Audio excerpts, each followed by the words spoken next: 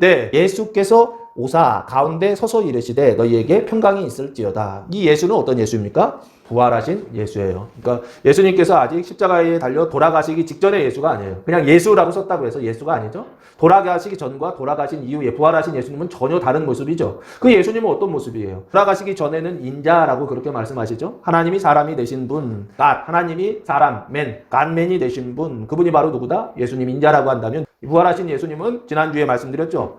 영의 몸, 신령한 몸, 하늘에 속한 몸을 입어서 하나가 된 상태예요. 사람의 영과 혼과 육이 있다고 한다면 이 영과 혼과 육이 생명으로 완전한 일치를 이룬 상태예요. 그 상태의 사람이 바로 누구냐면 예수인데 어떤 예수냐면 그걸 조금 구분해서 부활하신 예수라고 말해야 되지 않을까 싶어요. 생명으로 완전한 일치, 그 하나됨을 이루신 분. 5차원과 4차원과 3차원이 생명으로 하나 되어서 그래서 영적으로는 하나님과 온전한 친밀한 관계를 누리고 그리고 혼적으로는 사람들과의 관계 속에서 생각 속에서 온전한 소통 일치를 관계를 이루고 육적으로는 자기 자신을 사랑하는 온전한 사랑을 하는 하나님을 사랑하고 이웃을 사랑하고 자기 자신을 어떻게 하는 상태요? 생명으로 하나 되는 상태, 사랑으로 하나 되는 상태의 완전한 사람. 그 사람이 바로 누구냐면 이 예수라고 하는 한 단어입니다. 예수께서 오셨다라고 되어 있어요. 오셨다라고 하는 것은 어디에서 어디로 오신 것입니까? 지금 밖에서 안으로 오시는 거죠. 그 안이라는 게 제자들이 문 걸어 잠그고서 숨어 있었던 그 장소로 들어오신 거죠. 그러면 집 밖에 계실 때는 어디에서 오셨을까요? 갈릴리에서 오셨을까요? 예루살렘에서 오셨을까요? 어디에서 오셨을까요? 예수님께서 막달라 마리아에게 지난주에 어디로 올라가신다고 말씀하셨죠? 아버지께 올라간다 그렇게 말씀하셨죠. 아버지 계신 곳은 어디입니까? 하늘이라 그랬죠. 그 하늘을 고린도후서에서 사도 바울은 뭐라고 말씀하고 있습니까? 셋째 하늘 낙원이라고 말씀하고 있죠. 그러니까 결국에 예수님께서 오사라고 하는 이 단어는 어디에서 어디로 오신 거란 말이에요. 그럼 어디에서 오신 거예요? 하늘에서 오신 거죠. 하늘에서 어디로요? 땅으로 오신 거죠. 세상으로 오신 거죠. 그 세상 중에서도 아주 구체적으로 제자들이 문 걸어 잠고 있었던 그 집 안으로 들어오신 것이죠.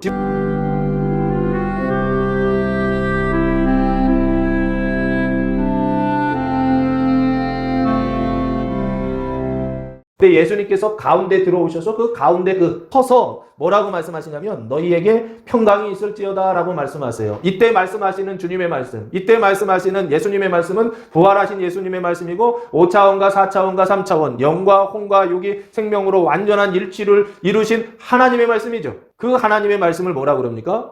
창조자라고 그럽니다. 창세기 1장에 하나님께서 천지를 창조하실 때 뭐를 통해서 창조하시죠? 수단이 뭐예요? 말씀을 통해서 아마르라고 하는 단어 헤브리어를 사용했는데 하나님이 세상을 창조하실 때 말씀하여 이르시되 첫째 날, 둘째 날 하면서 하나님이 세상을 창조하실 때 말씀으로 창조하시는데 지금 그 창조자가 오셔서 세상을 창조하셨던 그분이 오셔서 말씀이셨던 하나님의 말씀이셨던 그분이 오셔서 제자들에게 말씀하신다고요. 그러니까 이 말씀은 창조자가 오셔서 하는 말씀이요. 그래서 이 말씀은 창조의 말씀이에요. 이 말씀을 하셨을 때에 제자들의 마음속에 뭐가 생긴다? 당연히 그 말씀하신 것들이 생기겠죠. 빛이 있으라 하면 빛이 있는 것이고 그리고 궁창이 위와 아랫물로 나뉘어지라 하셔서 그 궁창을 하늘이라 부르셨을 때 궁창이 하늘이 되는 것처럼 하늘의 해와 달과 별들을 만드셨던 것처럼 오늘 주님께서 너희에게 평강이 있을지어다 라고 말씀하셨을 때 그 말씀은 창조의 말씀이기 때문에 그들의 마음속에 평강이라고 하는 것이 만들어지겠죠. 그래서 이 주님의 말씀은 창조의 말씀이요. 그래서 제자들의 마음속에 두려움이 있었는데 그 두려움이 있었던 그 마음속에 이 창조의 말씀으로 인해서 평강이라고 하는 것이 창조되기 시작했다라고 하는 겁니다.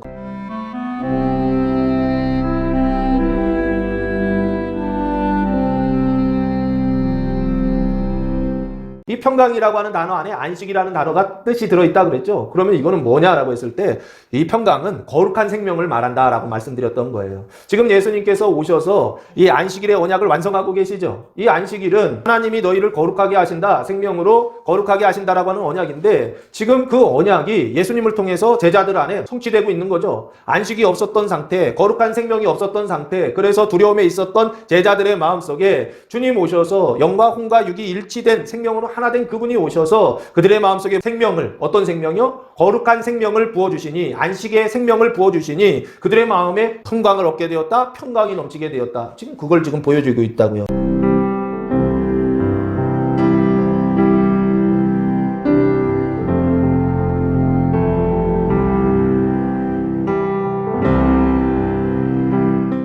너희에게 평강이 있을지어다 라고 말씀하셨을 때 여기요 너희라고 하는 단어가 있죠. 이거 제자들이죠. 제자들인데 어떤 제자들입니까? 마음속에 그 두려움, 그 사망으로 가득한 제자들이죠. 근데 이 사망으로 가득하고 있다 해서 이 사람들은 뭐 구원받지 못했네라고 단순히 생각하면 안 돼요. 어떤 구원을 받지 못했냐라고 구분하셔야 돼요. 구원 받았어요. 마태마가 누가복음을 지나서 누가복음 마지막에 보면 부활하신 주님께서 오셔서 제자들에게 너희에게 평강이 있을지어다 말씀하셨죠. 그래서 칭의 중생까지 이루어진 제자들이에요. 너희들이라는 건. 그러니까 칭의 중생까지는 됐는데 뭐가 되지 않았느냐면 이 거룩함이라고 하는 생명을 얻지 못한 제자들이라고요.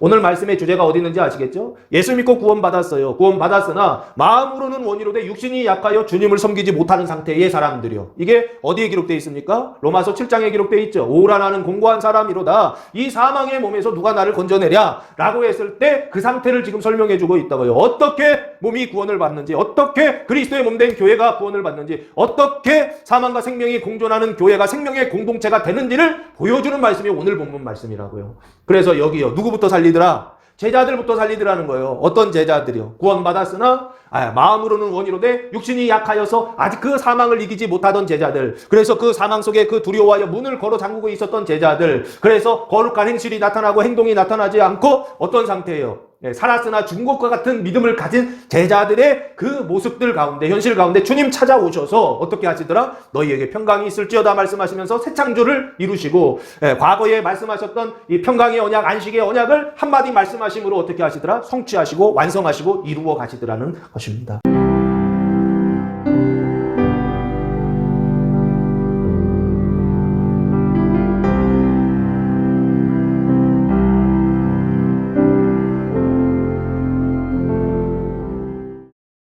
그러면 여기 생명은 거듭나는 생명을 얘기하는 게 아니라 이미 거듭난 사람들이 그들의 행실이 이제는 거룩해지고 하나님의 말씀대로 순종하며 살아가는, 자기 자신을 하나님께 산 제사로 거룩하게 어떻게 해요? 봉헌되고 축성되는 사람이 되는 그 단계를 지금 설명하고 있다고요. 그 제자들이에요. 그 너희에게. 그래서 이 너희는 이 중생의 상태죠. 거듭남의 상태, 생명이 시작되어서 이삭의 언약이 완성된 너희에게 그 다음 어디 단계로 넘어가라? 야곱의 언약으로 들어가서 그 야곱의 언약이 어떻게 되라? 성취되라 라고 하는 너희예요. 그 너희에게 평강이 있을지어다라고 하는 것은 어떻게 해요? 야곱의 언약이 성취되었다는 거예요. 그래서 푸뉴마 사망이 푸뉴마 생명으로, 그 영의 그 사망이 영의 생명으로 어떻게 하냐면 주님이 한 말씀으로 바꿔버리셨다고요. 그걸 뭐라 그럽니까? 변화라고 합니다. 가증한 행실이 거룩한 행실로 변화되는 건 나의 노력으로 된다 안 된다? 안 된다니까요. 내가 아무리 잔소리한다고 해서 남편이 변한다 안 변한다? 안 변한다고. 잔소리가 아니라 주님의 말씀을 전하더라고요. 부활의 증인이 되라고요. 내 안에 주님이 찾아오셔서 주님이 내 안에 생명을 부어주시고 내 안에 평강을 주셔서 내가 생명의 사람이 먼저 돼야 그때 비로소 다른 사람을 생명의 사람으로 바꿀 수 있다고요. 다른 사람의 그 가증함, 그 두려움을 없애기 위해서는 반드시 내가 생명의 사람이 돼야 된다고요. 내 안에 주님 찾아오셔서 평강이 있을지어다 말씀하시면서 내가 생명의 사람이 됐을 때 그때 비로소 다른 사람을 구원하는 일을 한다고. 이 얘기 말씀드리는 이유는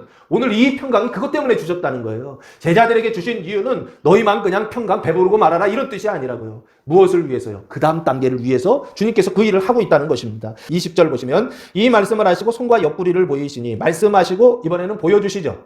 두 가지 수단이죠. 제자들에게 믿음을 주시는데 말씀만 하시지 않죠. 말씀하시고 나서 보여주시더라는 거예요. 뭐를 보여주시냐면 두 가지. 손과 옆구리를 보여주셨다. 손은 뭡니까? 예수님의 손에 뭐가 있어요? 케이르라는 단어를 사용했는데 예수님의 손이에요. 손. 근데 일반 손하고는 좀 다르죠? 어떤 손입니까? 신령한 몸을 입었는데, 그 영의 몸을 입었는데, 완전한 몸을 입었는데 예수님의 손에 뭐가 그대로 남아있더라? 못자국이 남아있더라는 거예요. 이거 기억하셔야 돼요. 예수님이네 하고 나타났는데 못자국 없으면 가짜예요. 그리고 나서 옆구리를 보여주셨다 그랬죠? 옆구리는 뭐가 있어요? 창자국이 있죠. 부활하신 주님의 모습을 지금 보여주고 있다고요. 그 완전하신 주님의 모습인데 그 완전하신 주님의 모습에 뭐가 남아있더라? 흔적이 남아있더라는 거예요. 어떤 흔적이요? 고난의 흔적이죠. 죽음의 흔적이 남아있더라는 거예요. 그 죽음의 흔적이 남아있지 않은 그리스도는 가짜예요. 죽음의 흔적이 남아있지 않은 메시아는 가짜예요. 죽음의 흔적이, 고난의 흔적이 남아있지 않은 보혜사는 가짜라고요. 명심하셔야 돼요. 그러니까 자꾸 미혹되는 것입니다. 진짜 하나님의 모습은 손에 못자국이 있다고요. 옆구리에 창자국이 있다고요. 이게 부활하신 주님의 모습이고 이게 하나님의 모습이다라는 거예요. 세상을 창조하신 하나님, 세상을 다스리시는 하나님, 전능하신 하나님의 모습이 뭐냐라고 했을 때 이게 하나님이다라는 거예요. 우리는 다른 하나님 가지고 있다니까요. 그러니까 어떻습니까? 주님의 손자국을 보여주시고 주님의 이 옆구리에 창자국을 보여주시면 이거 주님 아니네 하면서 도망간다니까요. 주님이 여러분의 현실 속에서 이 거룩한 생명으로 나타나실 때 손에 못자국과 옆구리에 창자국으로 그 고난으로 나타내 보여 보여주실 때 이게 주님의 임재로 받아들일 수 있는 사람이 아무도 없다니까요. 단순히 극복해야 될 어떤 것이요, 물리쳐야 될 어떤 것이요, 조금 더 나쁘게만 사단아 마귀야 하면서 어떻게 합니까? 예수님의 이름으로 물리쳐야 되는 어떤 것이라고만 생각한다니까요. 그러니까 어떻게 하고 있습니까? 하나님의 이름으로 하나님을 대적하고 하나님을 쫓아내는 현실이요. 이게 잘못된 믿음, 잘못된 신앙의 현실이 맹목주의거든요. 그래서 여기 두 가지 흔적이죠. 손과 옆구리인데 이 흔적을, 이 단어는 조금 중요해서 가르쳐 드릴게요. 갈라디아서 6장 17절 말씀해 보시면 아주 중요한 단어가 하나 나옵니다. 갈라디아서 6장 17절 마지막 절에 보시면 이후로는 누구든지 나를 괴롭게 하지 말라. 내가 내 몸에 예수의 흔적을 지니고 있다 했죠. 이 흔적이 스티그마라는 단어예요. 스티그마타라고 하는 스티그마인데 이 스티그마라고 하는 단어가 유명한 단어예요. 예수의 흔적이라고 하는.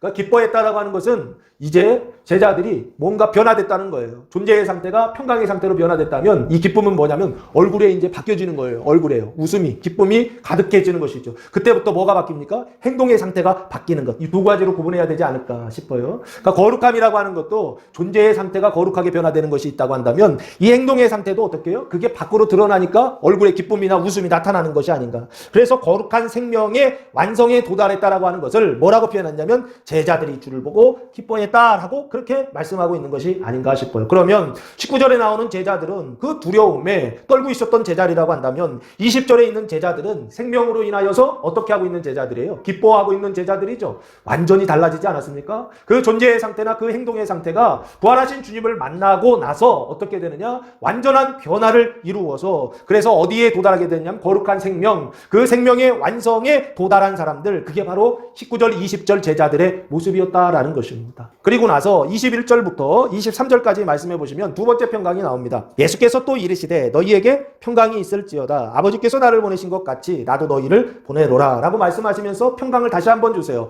이 평강은 누구를 위한 것입니까? 부활하신 예수께서 또 말씀하셨죠. 너희에게 평강이 있을지어다 라고 말씀하시죠. 이게 재밌는 거예요. 평강을 부어주시는데 이미 평강이 있는 사람들, 평강으로 충만한 사람들에게, 생명으로 충만한 사람들에게 평강을 더 부어주시더라는 거예요. 왜요? 그 평강은 누구에게 나눠주라고 주는 거냐면 생명 없는 사람들에게 나눠주라고 평강을 주시는 거예요. 그런데 재밌는 거, 생명이 없는 사람이 생명을 받을 때 자기 자신이 직접 받는 것이 아니라 누구를 통해서 받느냐면 생명을 먼저 받은 사람을 통해서 그 생명이 나누어졌을 때 그 생명을 받더라는 거예요. 첫 번째 사람, 예수님, 부활하신 예수님께 첫 번째 생명을 받은 사람들은 예수님께 생명을 받았는데 그 뒤에 두 번째 사도들을 통하여서 생명을 받아야 되는 사람들은 부활하신 주님을 통하여 생명을 받는 것이 아니라 누구를 통해서 받더라? 제자들을 통해서, 생명을 받은 사도들을 통해서, 그 부활의 증인들을 통해서 어떻게 하느냐? 생명이 나눠지더라는 거예요. 그래서 이 두 번째 평강은 무슨 평강이냐? 똑같이 생명인데 자기 자신, 제자들을 위한 평강이 아니라 이 생명은 누구의 생명이냐면 다른 사람들을 위한 생명이더라는 거예요. 근데 그 다른 사람들은 어떤 다른 사람들이냐면 이웃 전체를 얘기하지 않고 형제들을 얘기합니다. 믿음 안에 들어온 형제들이요. 예수님을 믿고 죄에서 의로 바뀐 형제들이요. 그러나 여전히 그 사망 가운데 있는 형제들이요. 그 사망 가운데 있는 형제들에게 뭐를 나눠주기 위하여? 평강을, 생명을 나눠주시기 위하여 누구에게 그 생명을 주시냐면 이미 받은 제자들에게 생명을 주어서 그 생명이 넘쳐나게 하셔서 충만한 것이 그 안에 차차차차차 그릇 안에 완전히 담아진 상태라고 한다면 그곳에 평강을 한 번 더 주셔서 이게 넘쳐나는 상태.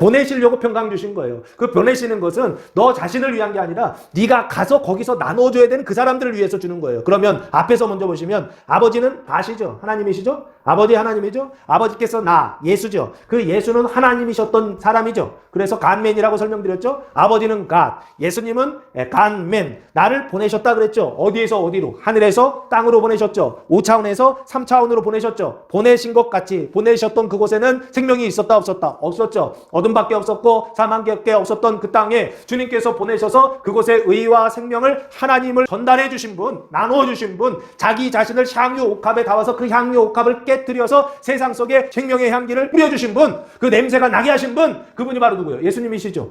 처럼 아버지께서 나를 보내신 것처럼이죠. 같이 나도 너희를 보낸다는 거예요. 그러면 예수님은 간매니 너희는 지금 어떤 상태입니까? 너희는 제자들인데 이 제자들은 어떤 제자들입니까? 생명을 받은 제자들이죠. 평강을 얻은 제자들이죠. 그래서 마음속에 그 행동 속에 기쁨이 있는 제자들이죠. 그 제자들을 뭐라고 그러냐면 디바인 휴먼이라고 그럽니다. 이 디바인이라는 게 은총을 받았다는 뜻이에요. 디바인, 은총을 받은. 은총이라는 게 선물이죠. 무슨 선물이요? 구원의 선물이죠. 그 구원의 내용이 뭐다? 생명이죠. 어떤 생명이요? 거룩한 생명. 그 거룩한 생명의 은총을 받은 사람들, 이 디바인 휴먼 너희를 보낸다. 어디에 보내는 거예요? 보내긴 보내는데 완전히 안 믿는 사람들한테 보내는 거 이것도 있겠죠. 근데 여기서 보내는 건 누구냐면 믿는 형제들에게 보낸다는 거예요. 믿는 자들에게 보낸다는 거예요. 믿지만 아직 이 부활의 믿음을 갖지 못하고 부활의 말씀을 갖지 못하고 그래서 부활의 생명을 가지지 못한 자들, 형제들에게 보낸다라고 하는 주님의 이 파송이죠. 왜 보내느냐라고 했을 때 그것을 생명을 나누기 위한 파송이다라고 합니다.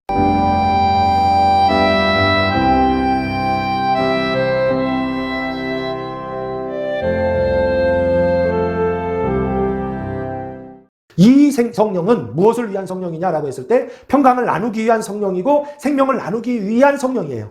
이해되십니까? 그래서 그 성령을 받으라라고 말씀하셔서 성령을 받았을 때 어떻게 하느냐면 이 성령이라고 하는 성령을 받아라. 그래서 그 성령을 주시는 이유가 있을 거 아니에요. 그렇죠? 성령을 주시는데 그 성령을 주시는 이유가 뭐냐면 그 생명을 나누는 수단과 같아요. 제가 봤을 때는. 거룩한 생명을 나누는 수단인데 이게 어디에 언약되어 있느냐면 에스겔서 47장 1절부터 보시면 47장 1절부터 5절까지 그가 나를 데리고 성전 문에 이르시니 성전의 앞면이 동쪽을 향하였는데 그 문지방 밑에서 뭐가 나와요? 물이 나와 동쪽으로 흐르다가 성전 오른쪽 제단 남쪽으로 흘러내리더라 하면서 물이 흘러가는 게 보이죠. 이게 바로 충만한 상태에서 그것이 밖으로 흘러가는 상태를 보여주고 있죠. 이게 바로 오늘 22절에 성령을 받으라는 이유예요. 이 언약을 이루시기 위하여서 주님께서 이 말씀을 하고 계시다고요. 형제가 살아나고 그리고 열방이 살아나는 불신자들이 살아나는 그 언약의 말씀이 에스겔서 47장에 이렇게 그림이 그려져 있고 이 그림은 누구를 통하여서 성전된 생명으로 예루살렘, 새 예루살렘 되고 새 성전 되고 새 예루살렘 돼서 그 안에 생명으로 어떤 상태, 충만한 상태에서 성령을 받으니까 그 성령을 통해서 뭐가 흘러가기 시작하냐면 생명의 물이 흘러서 강이 되고 흘러서 강이 됐을 때 형제를 온전하게 교회가 완전하게 회복되고 흘러서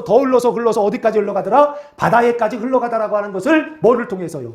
환상을 통해서 이 비전을 통해서 보여주셨죠. 계시를 통해서 보여주셨다고요. 그 계시를 통해서 보여주신 것이 언약이고 그 언약된 그 말씀을 예수님께서 지금 뭐하고 계시더라? 성취하고 계시더라라고 하는 것입니다.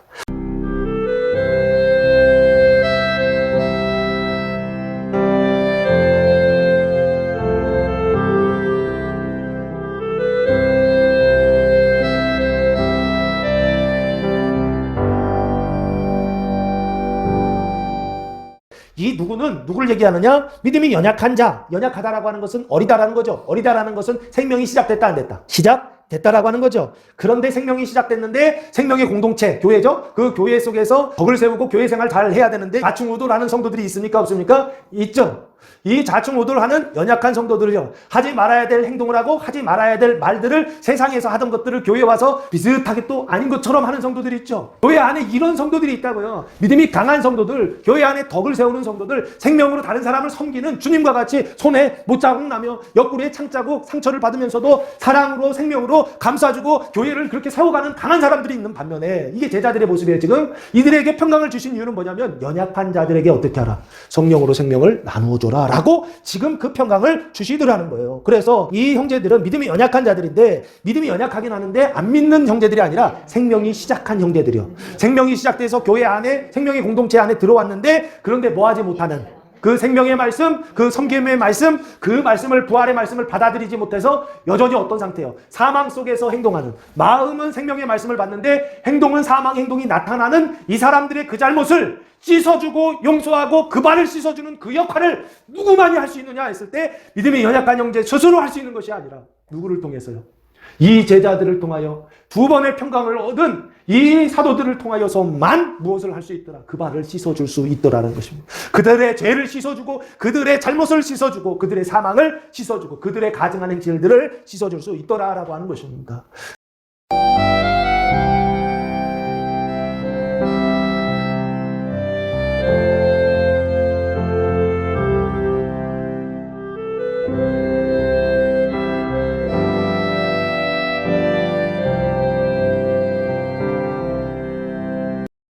도마는 경험을 통해 이성을 통해 무엇을 믿느냐면 부활의 생명, 거룩한 생명을 믿으려고 했어요. 근데 믿어진다 안 믿어지더라? 안 믿어지더라는 거예요. 근데 지금 10명의 제자들은 어떤 상태예요? 그게 넘어가 있죠 지금요. 영으로도 하나님을 알고 이성으로 경험으로도 하나님을 알고 육체적으로도 아는 이 모든 단계에 되어 있죠. 우리가 주를 봤다고 그랬더니 도마는 말도 안 되는 소리 때려치라고 지금 이런 얘기를 하고 있는 거라고요. 그때 10명의 제자들의 마음은 어땠을까요? 그 심정은 어땠을까요? 내가 봤다고 진짜라고 말도 안 되는 소리 하지 마 이런다고요. 그래서 어떻게 합니까? 부활의 증언과 이 도마의 뭡니까? 불신의 언어가 둘이 지금 충돌하고 있고 부딪히고 있고 싸우고 있죠. 이게 교회의 모습이에요. 사망과 생명의 언어가 그 안에 같이 있다고요. 그래서 그것 때문에 어떻게 해요? 어떤 사람들은 믿고 어떤 사람들은 안 믿는다고요. 그래서 그것 때문에 싸운다고요. 믿는 사람들은 믿는 말들을 하고 생명의 말들을 하고 안 믿는 사람들은 안 믿는 말들을 하겠죠. 근데 둘이 싸우면 누가 이긴다? 누가 목소리가 더 크다? 도마가 더 커요. 문제는 10명인데도 둘이 싸웠을 때 제가 봤을 때 도마가 더 커. 왜 그러냐면 그 뒤에 나오는 장면들 때문에 그래요. 이때 그냥 그래 그리고서 욱박질러 가지고 믿었으면 그러면 어떻게 됐을까요? 도마가 믿음이 이제 필요 없어요. 생명을 받았기 때문에. 근데 문제는 못 받았으니까 그 뒤에 주님이 나타나셔서 일을 하신다고요. 그 얘기는 무슨 얘기냐? 도마하고 10명의 제자들하고 둘이 싸웠어요. 두 그룹으로. 1대 10으로 싸웠어요. 근데 누가 이겼다? 도마가 이긴 거 아닌가 싶어요. 가정에서도 똑같아요. 교회에서도 똑같아요. 생명을 가진 사람들은 싸울 때요. 늘 어떻게 해준다고요? 져준다고요. 그게 생명의 사람들의 특징이에요. 가서 져줘요. 내가 틀려서 져주는 거 아니에요. 져준다니까요? 왜요? 생명의 가정을 만들려고요. 생명의 교회를 만들려고요. 내가 틀려서, 내가 의롭지 않아서, 내가 잘못해서 져주는 거 아니라고요. 왜 져준다고요? 생명을 나누기 위해서요.